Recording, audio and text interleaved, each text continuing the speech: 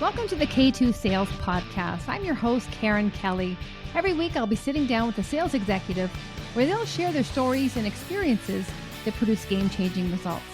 Let's be honest, sales can be a tough game.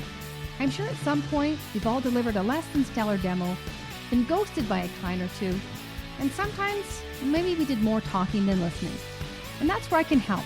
The stories and insights our guests share can be applied to your own business, your territory, or with your team, so you're not reinventing the wheel. Our weekly tactics and strategies help you get out of your head and start creating your own path towards game-changing results.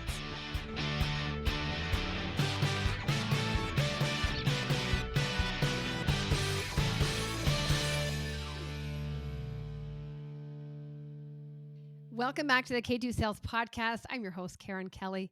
Now, I had the chance to sit down with this year's recipient of the IT World Canada's Top Woman in Cybersecurity, Amanda Vicinanzo. And what a treat it was. And when you think about cybersecurity, you might think, engineering, male, tech space, even the language is very heavy. And Amanda couldn't be further from any of that. And this is the beauty of it. She dispelled many myths about the space itself. And she just shared so much authenticity about who she is as a person that a lot of people, I would say, that are looking into this space and perhaps, going another route might reconsider based on what she shared. Unfortunately, less than 25% of women make up the cybersecurity space, which there's so much room for growth. And what Amanda does, on the side, and she mentors and she helps others, and she shows, you don't have to have a tech background, that women can be at the seat, that we need a seat at the table. And so she just did a fabulous job of looking at cybersecurity and tech from a different lens. And one thing she brought about was just, her as a person, she prides herself on having purpose, on being, very intentional and really the desire to help. And when you pair that with cybersecurity, you might not see the correlation. But she says people are being violated, they're being attacked, and I want to help them. And so when you can come at it from that lens, it opens doors, it invites you to think about it differently. But, when you look at, being the only woman in the room, not having a technical background, not really fully understanding the scope and what cybersecurity is, it's easy to take a different path. But she didn't do that. She leaned into it. She leaned into discomfort in a lot of areas initially where she struggled, whether it would be the only woman in the room, whether it be to, submit her first draft of a proposal, whether it be to speak up and ask these questions without second guessing herself.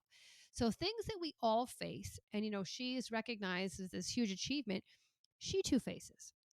And, the beauty is now when she can lean into her vulnerability and share her stories, share her journey with her team, she becomes relatable, she becomes approachable, and all of a sudden her team are leaning in and they're trying it and they're telling their friends. And this is the kind of leader we need to really invite more women, more diverse audience to come into the space of cybersecurity. So, it's tremendous eye-opening conversation here. Encourage you to listen to it if you're in the tech space, if you're considering it, or somebody who is. And one statement she coined was brave, not perfect. And, that just resonated with me, who she is as a person and also what she brings to the cyberspace community, her role as a leader and her team. And it's just, in the moment, it's tough. And I struggle, whether you get in your head, whether you're doubting yourself, whether you have imposter syndrome. But I'm going to be brave. And over time, this bravery is becoming easier and easier. And perfection's off the table because it's just the sure way to let you down. So she's always, striving for progress. And it's beautiful that she does that because these are the kind of people that she's molding.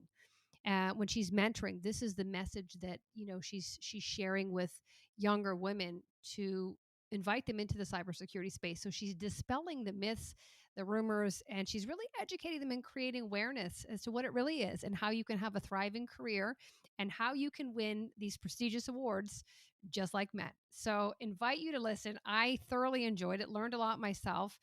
And as I mentioned, if you know anybody, please feel free to share it. Also, if you haven't subscribed to the podcast, I encourage you to do that. And we're always looking to improve ourselves. So we would value a feedback or review to let us know how we're doing. And again, increase our reach so we can have more people like Amanda on the podcast. So thanks for listening, and we'll see you next time. So I am delighted to be speaking with IT World Canada's top woman in security recipient of 2022, Amanda Vicinanzo. So first of all, Amanda, congratulations. That's a huge accomplishment and welcome to the podcast. Thank you so much, Karen. I'm so excited to be here and talking about cybersecurity and women in the field. I'm so thankful that you've invited me here to have this wonderful conversation with you. Yes, absolutely. Well, I think there's no better person to have it than the recipient of this highly recognized award.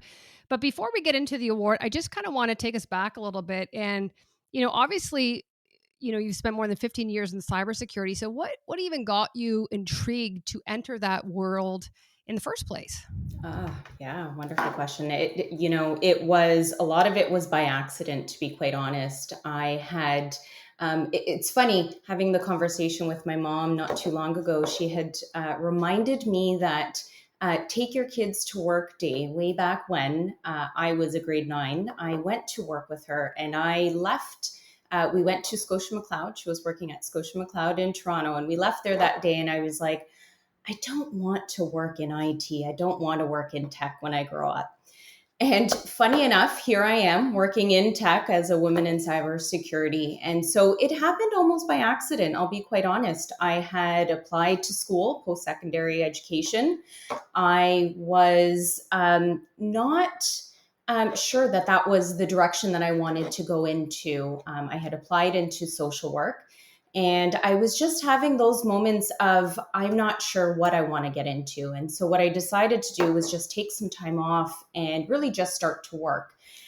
And that landed me actually in the world of IT. And I started just as, just something I wanted to do so that I was getting my feet wet into different areas. And so I ended up there in a very entry level position. And afterwards, I really realized that I actually did enjoy what I was doing there. And I was able to move through different groups within the organization. And then I landed into a project management group that was working on firewalls. And that was my introduction to cybersecurity.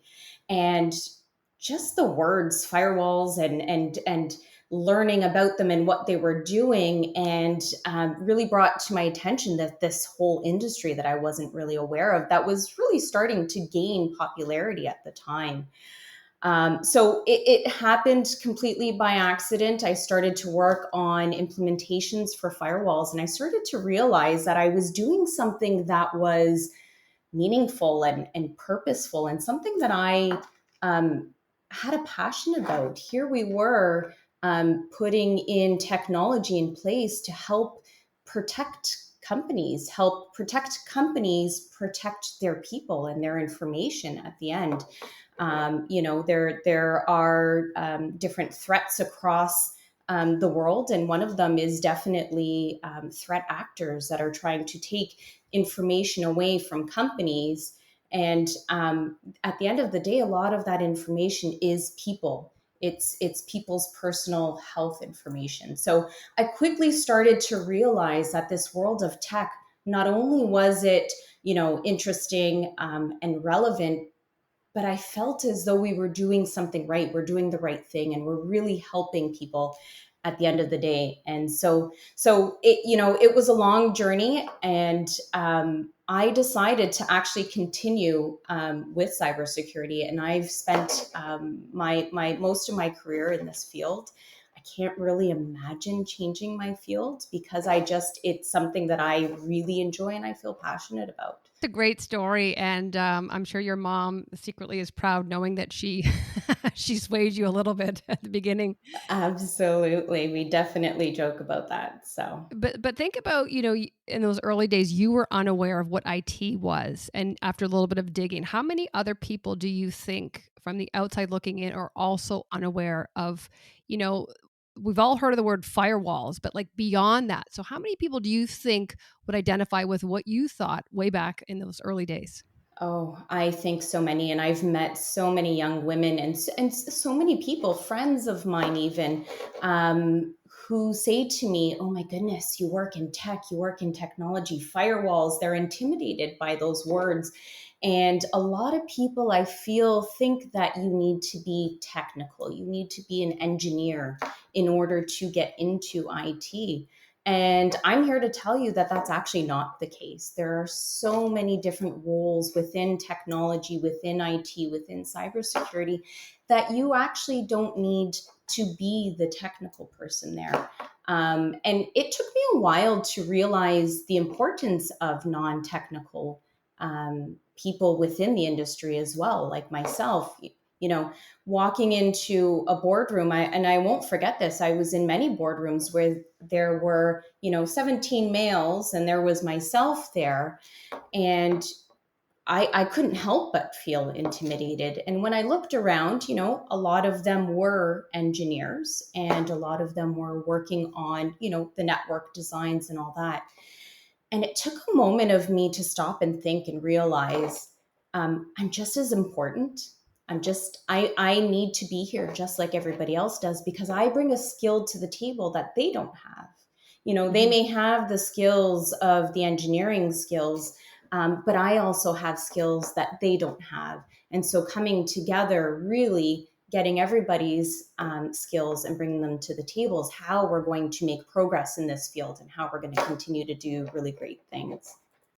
That's amazing. And I would say a lot of people, walking into that room of 17 men would also feel being the only woman, but also, they're not tech, they don't have those tech. So where do you think that came from, Amanda, where you had that feeling that said, I too belong here and we, collectively can come together, collaborate, and that's what's going to be, the greater good. Where did that come from? Because I would say most people would kind of put their head down and go, oh man, this is tough.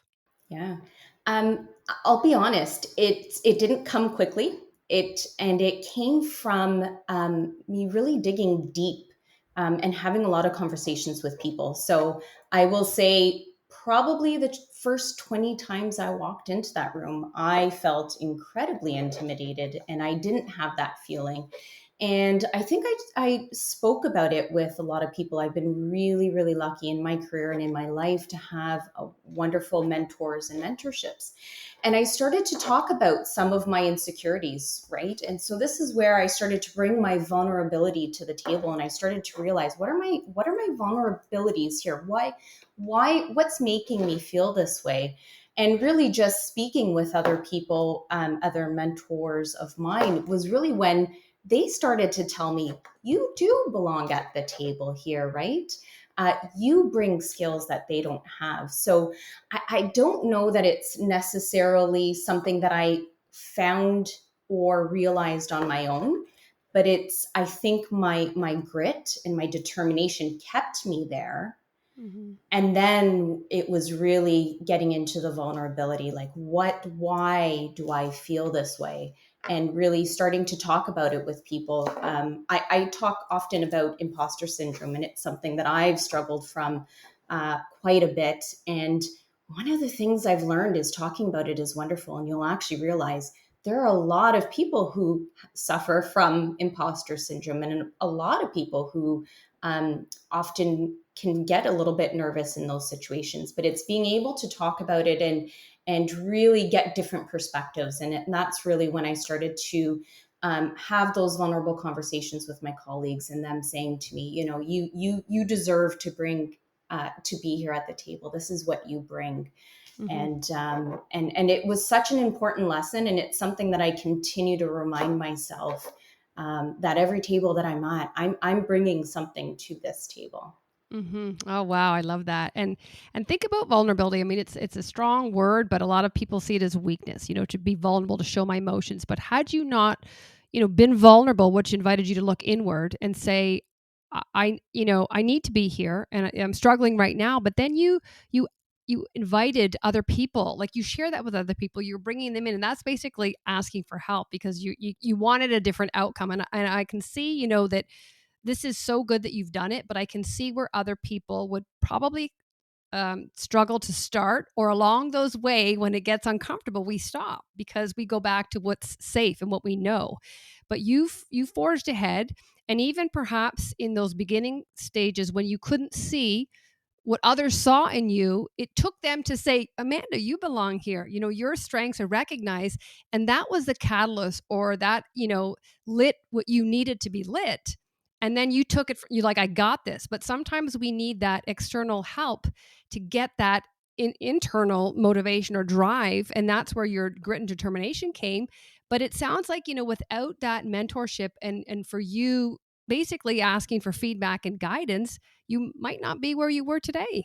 Absolutely. Absolutely. I cannot tell you how important mentorship has been to me in my career. I've been so lucky that I've been able to find people that I can be vulnerable with. Because again, I don't know that that's something that you can have that level of connection with somebody, but I've been so lucky in having that. And that's something that I try and really continue and bring to the table. I'm a huge believer of bringing women into this field of technology. I want to be a trailblazer. I am all for it. And I love to share stories with women and teach them these things, such as, you don't need to be technical to get into the field. So I love to do mentorship, and I work with a lot of mentees and just be, like you said, that voice of reason, because I see so many women, young women who are trying to enter this field, and they may have the same, maybe not the exact same, but they have those level of insecurities of, when they're going to walk into their first boardroom and they're going to see 17 men and just Mhm. themselves, and how can they overcome it, right? So anything that I can do to share and to give back to young women trying to get into the field, I absolutely love to do that. And I want to be that reminder for those young women that you deserve to be there. Mhm. And that's amazing. And when do you get a signal, like when you're doing this? Is there, I'm hearing the law of reciprocity here, but do you see something that you're like, yes, they're doing it, they're getting it? Like you're starting it, but they're doing it. Do you see things like that, like progress, signals, cues? And it's so rewarding. And I continue to tell them, and it doesn't matter at what stage you are in your career, right? When you start doing something that's out of your comfort zone, it's scary and it's hard and it's all that. But to be able to just continue to put that one foot in front of the other and really break out of that comfort zone, I really feel as though, and maybe that's, raising your voice in that room of 17 people, Mhm. whatever it may be. But if you can just continue to push through, the magic really will be at the other end of that. So, That's amazing. And, I think as a leader, our job is to be relatable to our team so that they can see that then makes us approachable. But when you're sharing your vulnerabilities and you're saying, I was there too, all of a sudden they're like, she's normal. She makes mistakes. She had imposter syndrome. And so they're more apt to follow and to listen to what you have to say. yeah. I had one of those moments even just this year. I went to a Women in Cybersecurity conference, and there was this woman, CISO, and she was the MC of the day. And she was phenomenal. She was a wonderful speaker. I enjoyed the entire day. And at the end of the day, I had gone up to her and introduced myself to her. And I'll be honest, even that is me just pushing myself out of my comfort zone. I am very naturally a shy person and an introvert, but I wanted to go and have a conversation and let her know that I enjoyed learning from her and listening to her that day. And she came off the stage and told me that she was so nervous being there. And I thought, it's still this reminder that we are all still in the same boat. And she's sea level, and she's doing a phenomenal job. She's got an audience full of people who are all looking at her, learning from her, and happy to see that. And here she is getting off the stage, and she's also nervous, right? So I think, the more that we can share that with others, I think we'll realize that it's okay to be nervous. We're all in the same boat, but we need to keep going. You just need to Mhm. keep on going, and we need to be there. Yeah, no, that's great. And I think what you are to them, to your team, you have people like her, which is a reminder for you that sometimes, yeah, I think at the end of the day, we're human. And so if we didn't have emotions, we wouldn't be a human. And it's okay. And it's just acknowledging them and pushing through them. And on the other side is growth. There was a quote I read before, and it said, "We're most equipped to coach the person we used to be." And so think about your team. That was you. And perhaps there's days that, we have an off day and we have to go back to our playbook and say, okay, how do we get, our confidence up there? I think we're all in that same field. But because you recognize and you see in others, and that's what I feel is motivating you, inspiring you to say, like, yeah, like I said, you're the younger me, and I just want to blaze the trail so that we do the struggle and the advancement to where I am doesn't have to be with so much friction. And some of that friction also is though within our own heads. Like some of it is what we're creating. So that part, we also have to work through. Absolutely, absolutely. And I've done a lot of that. I think most people, we've got these automatic negative thoughts that, we have to try and push away. But I think you're right. Just being able to see, I'll give you the story. And I've spoke to you already about my mother at the beginning of this, but my mother was a single mom in the 80s getting into IT. And that was even more rare back then. Like, if you can imagine me as a woman entering into the IT field in the 2000s and already being a minority, you can only imagine what it was in the 80s, right? So, like you said, the more you see other people doing this and you can say, I was you, and just keep that chain going, it's only going to become more even. We're going to get to a point, hopefully, and I'm hopeful of this, where we do have a table that is large and has enough room for all of us there with all of our different perspectives, right? And Mhm. so I'm huge in with my team. I have such a wonderful team. I really, really do. I'm so thankful for them. But I love to be vulnerable with them, just like my mentors have been with me, and let them know that, yeah, you're right. I was you, and I was nervous, and I kept on going. And my team specifically, I know they have so much in them and so much potential, and they will be the next leaders. And I'm so proud to be part of that journey, really. That's amazing. And so here, I read a stat this morning. It said women make up less than 25% of the workforce in cybersecurity. And so, with what you just said about you're hopeful to have a large, diverse group at the table, which I think we all are. What do you think we can do to start working towards achieving that, both from the female standpoint, but also, this isn't to bash males. This is about how can we come together, educate, create awareness, even in the hiring. Like, what language are we using to attract the people? Even as you alluded to the beginning, the misconception, a lot of people think that you need all this. So how do you think, or what can we start doing to really inviting that number to start going up? Yeah, I think it's dialogue. I think it's having the conversations. It's strange. I had actually, funny enough, I had this conversation with my leader yesterday, who happens to be a male.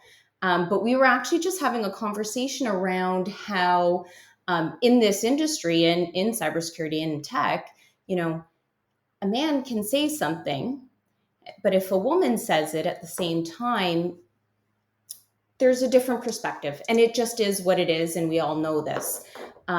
So understanding and continuing the dialogue, that if a male had said that, I think it's almost calling out those points, right? Hmm. So in those moments, right, I think we need to understand and ensure that the dialogue is really out there, that we belong, that we have really good ideas, and challenge. I am okay with challenging the status quo. I am okay with saying, why don't we have more female engineers? Why aren't we, like you said, in the hiring? Why in the hiring roles are we using words, like you mentioned, that are going to attract females into this industry? Are we having conversations at conferences that are letting women know what this industry is about? Like you said, non-technical. So I think there is so much work that we still need to do to help bridge this gap. Some of the things that I do is I work with an organization called WICyS, which stands for Women in Cybersecurity. They do phenomenal work with mentorship. They do assistance with resumes, interview work, all of that. So I personally do things like that. I also like to keep the dialogue going, like I've mentioned, at BlueVoyant, where I currently work. It is such a wonderful place where we actually do something called Women of BlueVoyant, and we like to amplify the women of BlueVoyant to show people that we've got some incredible women leaders here, and that helps for all the girls or women that are sitting there looking through LinkedIn and they're seeing, wow, Mm-hmm. look at all these women that they have that are in this industry, and we've got little blurbs that describe, what it is that's different about us and what's brought us to this field. So I think it's really, I would say, challenging the status quo. I would say dialogue, keeping the dialogue going, and then it's really just mentorship, and it's that hands-on tactical stuff that I can do. I've got lots of students, women who are in computer science or looking to change careers, and just anything that I can personally help them do, whether it's coaching, whether it's interview prep, etc., to help bridge that gap and to help attract more into this field.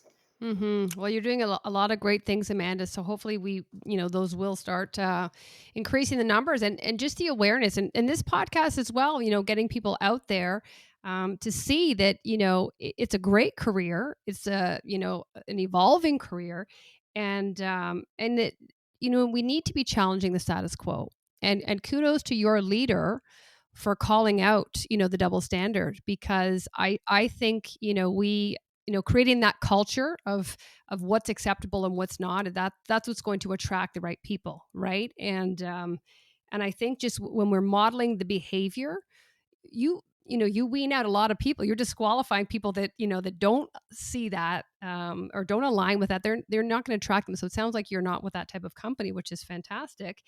And the fact that they highlight and they share, the woman of BlueVoyant, because I think when I was growing up in women in tech and women in sales, I would look to for mentors, and I would see a table of white men, and I'm like, I don't see myself in any of these people. So imagine, as you mentioned, these young girls who are scrolling through LinkedIn, and there's nothing that resembles them, and the language is very technical language. You can see why they just keep scrolling. They're not going to stop for that.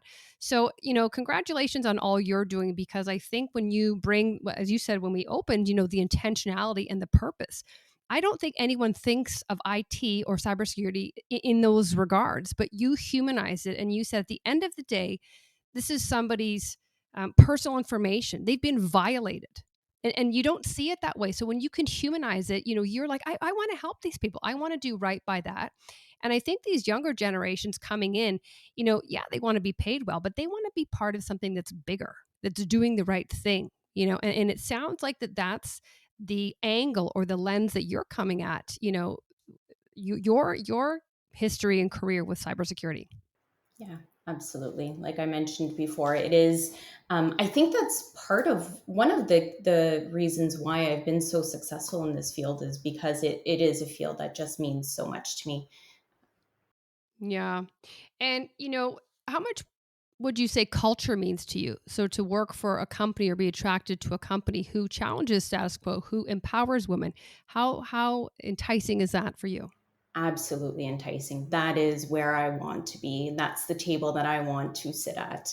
And I'm so lucky that I do have that where I am right now. It is a wonderful culture in that sense. I've been so blessed with wonderful leaders in this organization as well. And we do continue to do that. We challenge the status quo. Like I said, I've got a male leader who has these conversations with me, who doesn't accept that within our organization, and it really, really has become part of our culture. And I that is a huge part of my decision making as to when I made changes in my career. I've gone through different organizations, but really culture is one of them. And I want to work in an industry and I want to work for an organization that is going to value women's voices and that is going to challenge the status quo. So Mhm. absolutely. And I'm so thankful that I work for an organization right now that we can do that.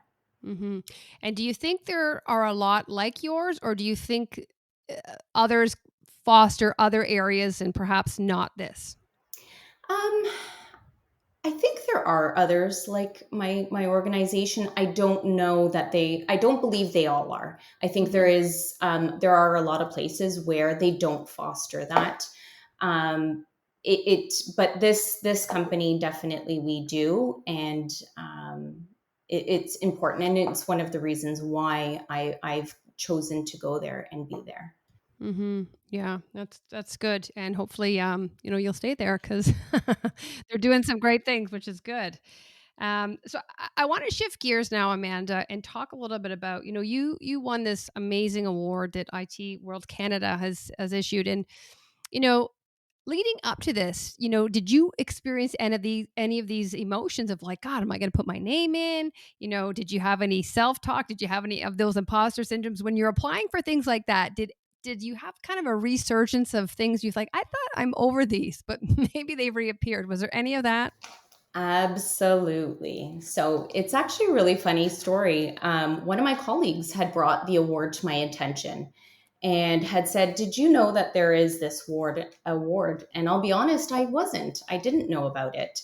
And there is the opportunity where you can do a self nomination for these very important awards, or you can nominate peers, colleagues, etc. So immediately I nominated one of my colleagues, somebody who I firmly believe she's phenomenal and she deserves to be in there. And I started to think about it in terms of myself and my brand and my career and what I want to accomplish. And I thought, well, it would be wonderful to be recognized as one of Canada's top women in cybersecurity. So I reached out to my network. And the funny thing is, when I reached out to my network, it was the last day of nominations. And I had sent out this note. And I even prefaced it with, I don't think I'm going to win. However, I just want to kind of get my name in there. And it's when I look back now, I think, wow, here I was already disqualifying myself before I even got the opportunity to even enter into it. So, absolutely, I still struggle with those imposter syndrome and negative thoughts, but I kept pushing through. And I reached out to my network and thought, if you believe that this is something that I deserve, do you mind putting in a nomination for me? And Karen, one of the incredible things with this award, and I'm so honored that I was able to win it, was I was actually the highest nominated person. And not only the highest nominated, but by far.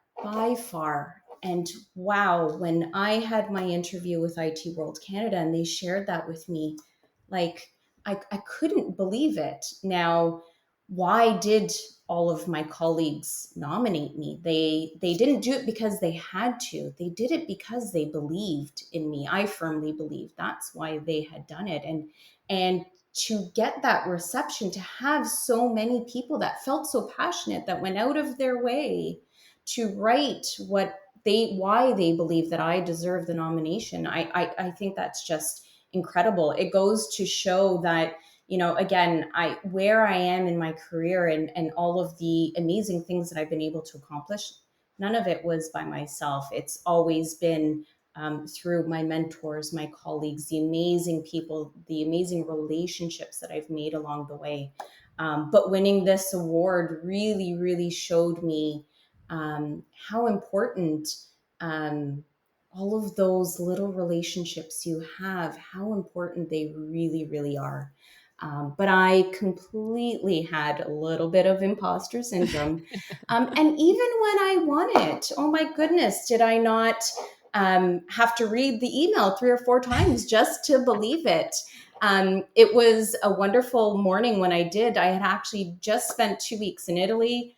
I was logging back into work the Monday after a vacation, thinking, oh my goodness, I'm going to have to dig myself out of my mailbox. And here was this award sitting at the top of my mailbox waiting for me. And Mm. if that wasn't motivation to get back into work, I don't know what is. Yeah. The timing couldn't have been more wonderful.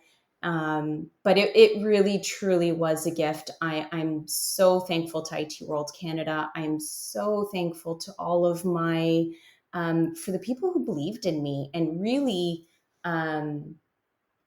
give me that energy to want to keep going. And really, all that does for me is want to make me give back. Like, how can I Mm-hmm. now give that back? Like, and again, the first thing that popped into my mind when I knew about the award was really, who can I nominate? I was so excited, and it Mm-hmm. was like immediately like, I need to highlight one of my team members. She's phenomenal. She deserves this. Yeah. So yeah. Wow. Well, first of all, what a great way to come back from vacation. Cause yeah, I know those sea of red of emails. So that's fantastic. But think about, how you're perceived by others when you had the most amount of nominations and you did it on the last day. I mean, Amanda, that's just a testament to you as a person, what you give back, and even your altruistic nature in that your first inclination was to nominate somebody else. So you are others focused. And even when you you started it is, I'm probably not going to win. Well, be careful what you wish for because you did. So that's just so amazing. And I just think, it comes there's so many things there. It's a feedback loop that what you're doing is right. That reciprocity loop in that as I grow, I take it back, but I don't do nothing with it. I'm continuing to give out, to better myself, but also to bring others around. And I think what you said, energy, like that's part of the energy we give off. And that's what invited your network to say, yeah, like hell yeah. Yeah, can I vote 3 times? So just if you're ever, doubting yourself or even saying like maybe I'm not like replay this and hear how people went to bat for you without even thinking. Absolutely, absolutely. If that wasn't a lesson in don't disqualify yourself, Yeah. I don't know what it was. So now that you're the winner of this, I mean, do you go through your day a little different? Do you have a more, you know, controlled where you have these thoughts or there's a bit of doubt, you're like, no, I'm the recipient of this. Like I'm past that. Has this kind of elevated you to be perhaps get in front of those thoughts, get in front of that imposter syndrome because you've been recognized at this status? Yeah. So, and I really believe that, yes, things have changed. And this award really is a reminder. And it is something that I'm going to use when I am in those moments when I am questioning myself. I think part of that just is my nature. And I'm always going to question myself a little bit. I think some of that is healthy. But yeah, absolutely, I am going to use that award as something to remind me, in those moments where I'm like, I'm nervous, I don't know if I can do this. I'm going to look back on that award and I'm going to remember there were all these people who went to bat for you because they believe in you. So absolutely, I'm going to use it as a reminder, just like I do to any of my accomplishments. I really try and um, use that evidence versus my brain just telling me. Well, my brain can tell me whatever it wants to tell me, but I know better, and I know that the evidence tells me otherwise, right? So I do use the awards and all my accomplishments to help me in that sense. That's great. And you know what? It's good that you have such great self-awareness to recognize that, you do go there but you're able to kind of, get past it. And now you have this recognition to say, to help drive the thoughts and the behaviors you want, which is great. Yeah, I absolutely. Growing up as a young woman, I was the introverted, shy, typical little girl. I didn't raise my hand a lot in class because I was often afraid that my answer would be wrong. And I've read a book called Brave Not Perfect. I don't know if you're familiar with it, Karen. It's by Reshma Sojani. And it resonated with me like nothing I've ever read before. And it just talked about women and how we are not raised to make mistakes and keep on going like a typical boy is. Oh, get up, keep going, keep going. And I very much struggled with this. Don't do things unless you can do it perfectly. And I really have had to do this self awareness and dig deep and understand all of that. And I've really started to use brave, not perfect as my mantra in life. And so again, like Mm-hmm. when I sit back and I look at, I was aware of this award on the last day, and I thought, oh, am I actually going to win? And that question, that moment, that's where I'm like, brave, not perfect. And that's my when I switch into that gear and I can put my mantra into there, and it's about, be brave, get your name out there. What was the worst that can happen? You don't win, that's okay. And so that's something that I've also really, really in the last few years spent a lot of time. I've actually even tattooed brave on my foot, because for me it was just such an important lesson, Amanda. Stop worrying about being perfect. It's okay, because when you're brave and you put that one foot in front of the other, two things are going to happen. You're either going to succeed or you're going to fail. And when you fail, what does that really mean? Like, if you can learn from that, me being a project manager by nature, I'm always looking at lessons learned, right? So what lessons? Like, failure actually isn't that bad of a thing, is it? Not always. Sometimes it can Mm-hmm. be, but there are so many other times where that lesson that you learned during that failure was so important that it's worth it. And so I do spend a lot of time now, and that's kind of become my mantra in life: brave, not perfect. I tell that to my daughter. I tell that to anybody that I can. Just keep moving forward, and it's okay to fail. And why not talk about our failures, but talk about them in the sense of, this failed, but this is what I've learned in that moment. Mm-hmm. Wow, that's so great. When you were sharing that, I wrote down brave, not perfect, and I just thought that would make a great tattoo. But you've already beat me to it, so good for There you you. go. We can have matching Another bit of tattoos. another bit of evidence. um, and think about, for me, the word failure. I think people just get so triggered by the word failure, and I love your just the way you break it down. And especially in PM world, it's all about the lesson learns. But it's not, if you've learned something from it, then it's not failure. It's a feedback. And I think if you haven't failed, then you haven't tried. And so I would say inactivity is way worse than failing, because failing, at least is okay, I started. Next time I'm probably not going to go as far right. I'm going to go a little bit this way, and we'll see what that yields. But in the absence of that, we hold our punches and we do nothing. Right. And I've done that. I've had situations where I was so afraid that I was afraid of failing that I couldn't even put something together. And I remember one of my leaders at the time was like, just get it on paper and get it out. Get the first draft, and then it'll just come. And that's exactly it. It's like, okay, let's just put that one foot forward and that next foot forward and just keep going. And that's exactly it, right? And you're right. Failure is such a trigger word, but is it really that bad, right? Or is Mhm. it just that feedback loop? Is that are you learning? Are you able to then get better the next time, right? And like you said, inactivity is worse. So I have two options. I could put my first draft out there and just get it out, or I could put nothing out there. And that's going to be much worse than that first draft that I'm going to put out, right? And so I've Mhm. struggled with that quite a bit in my life. I've held back in early on in my career because I was just so afraid of it not being perfect. I was like, I can't do something unless it's 100%.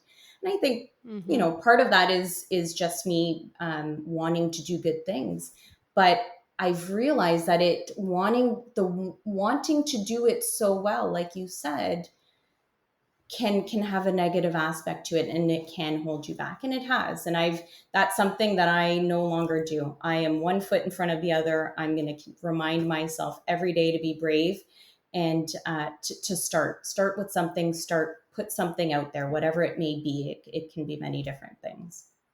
Mhm. Yeah, and I think perfection is just, it's a complete letdown and you're striving for disappointment and it's unachievable, right? So I think the quicker we can all agree with that, the quicker we can move forward. But think about what you said there, Amanda, about just starting and you were talking about a draft. And imagine younger Amanda or someone now listening who is entering into the field of IT and they're the one out of 17 women in the room. And they have an idea, but the group is talking and they're like, I want to say it, I want to say it, and so they're holding back because the way they've thought about it or phrased it might not be perfect, and so they're going through this meeting the whole time and their voice isn't being heard. And you're saying you want every woman should be at the table. So what would you say to those young women at the table now that are saying like, I just want to say something but I'm afraid? And so how can we invite them to let go of that and just say your words are worthy, you belong here? So I think it's two parts. So I think it's reminding, so working with women and telling them that. But I think also it comes in those situations where we are in larger groups. I can relate to those women so much. I can also relate to it from a perspective where just being the shyer one, I'm never going to be the loudest person in a room. It's just not my personality. And that was also something that I was very nervous about because I was in rooms with people who were type A personalities. They were loud, and the louder voices were being heard. And what I've realized is in those rooms, when I'm in those rooms, I like to hear the people, all of the people, not just the loudest voices, right? So for me as a leader, what I do in those situations is I try and encourage all the different voices. I try and encourage everyone to collaborate, invite. I try and ensure that everybody feels comfortable sharing what they want to share because I believe it's valuable. So when I'm in those situations and in those rooms, yeah, I definitely invite people to share their messages. But I would say to those women who are in those rooms, you got to exactly that, brave, not perfect, right? I will say those men, those loud voices aren't as concerned about being perfect. I think some people, they could just speak, it just comes naturally, and they're not they don't have that same nervousness behind them that's holding them back. So I would just say, don't worry about perfection. Get your voice out there. Dig deep. Put that one foot in front of the other. And I think the more you do it, like I said, like get that first draft out, and the more you do it, you actually start becoming more comfortable, right? So the first time you do it, the first time I spoke in that meeting room, I my face was red, I was sweating, I was super nervous, but I did it, and I did it, Yeah. and I did it again, and I kept on doing it. And just like anything you do, the more you do it, it's just going to become easier. So I would Mhm. say remind yourself that you belong there. I would say take the leap, lean in, open, say it loud, and it's okay. Your voice may quiver. Mine was quivering too. But Mhm. really just take that step and lean in and really break outside of your comfort zone, right? And then I also encourage people to listen to all people in a meeting. You know, we've all been to meetings where there's maybe three or four people that are, running the majority of the dialogue in the conversation. And it really is trying to invite the quieter folks, maybe not the type Mhm. A personalities, into the conversation and trying to understand what their perspective is. Yeah. I think that's so valuable, Amanda, just leaning in and really, as you said, in time, it's going to be less uncomfortable. But, for those who are not afraid in the type A's, and, a lot of times they control the meeting and they're, pushing the other ones further into their shell. And, oftentimes what they're saying also isn't the most brightest idea in the world. They just like to hear themselves talk. So I think it's incumbent upon the leader to just really control the meeting and invite everyone in. And that's really creating a safe space to keep the loud people, at bay, but invite the others, because the longer we kind of say nothing, there's going to be no change. We're continuing status quo. We're not challenging it. Exactly. Exactly. How do you talk to your daughter about brave, not perfect, about confidence, about these things? Is it part of your dialogue? Is it like what kind of things do you do to foster that in her? Absolutely. So I love seeing little girls. And it's funny because my daughter is actually nothing like me. She is actually not an introvert. She isn't, doesn't have a shy bone in her body. But that doesn't mean that she's not going to have, insecurities within her that may start getting a little bit loud. So I definitely have a lot of conversations with her about brave, not perfect. In our home, we've also even changed the wording of practice makes perfect. I've never liked that. And so the words that we use in our house is practice makes progress. And Mhm. I keep telling her, because we don't need to be perfect. It's okay to fail. Failure is okay. Be brave, not perfect. So I do a lot of that with her. I do make sure with her that she is brave and continues to challenge and go outside of the box. Thankfully, naturally, she just has that. She's such a determined little girl. But I still think even those ones where you may not think that they have some insecurities, they probably do. Mhm. So we do a lot of talking like that. We also do a lot of yoga and meditation in our home as well. And actually in our home, we actually even have a yoga studio, and right on the wall of our yoga studio, we have a lot of positive affirmations. And right big smack in the center is brave, not perfect. It talks about, practice makes progress. I've seen her in situations where she is so overwhelmed with the thought of trying to get over a mountain. And I do a lot of, let's just take the steps. We don't need to worry about getting over the mountain. Today we just need to get about a quarter of the way up the mountain. So how can we just take a couple of steps to start making our progress there? We don't have to be there today. Maybe we just have to be halfway there. So I do try and break things down a little bit to her and try and make it, let her know that you don't have to climb the mountain in a day. Are you making progress? Are you Mhm. better than you were yesterday? Mhm. Are you challenging, thoughts that are holding you back? Are you striving to be the best that you want to be? That's what I want to instill in her, both her and my son. I really want to instill all of that in them. And Mhm. I want them to know that, mistakes and failures and all that I'm going to be there. I'm going to support them, and we're going to celebrate even some of those failures, because some of them are going to be your biggest learning lessons in Mm. your life. Yeah, that's so beautiful, and you are a great mom, and your kids are lucky to have you as their mom. But I think it's so important to celebrate failures, because it makes it safe and it allows them to continue to try. And I have a coaching client, and she says the F word, and I'm like, well, I know what the F word is, and she said failure, and and so when you have a relationship with it like that, I just think your reluctance to try things is in the negatives. But I think when you can almost accept it's part of the journey, I will 100% fail. I'm not perfect. So the minute you can acknowledge that, there's going to be degrees of failure. It might be, I wanted 70%, I got 65. That's still not achieving what I want.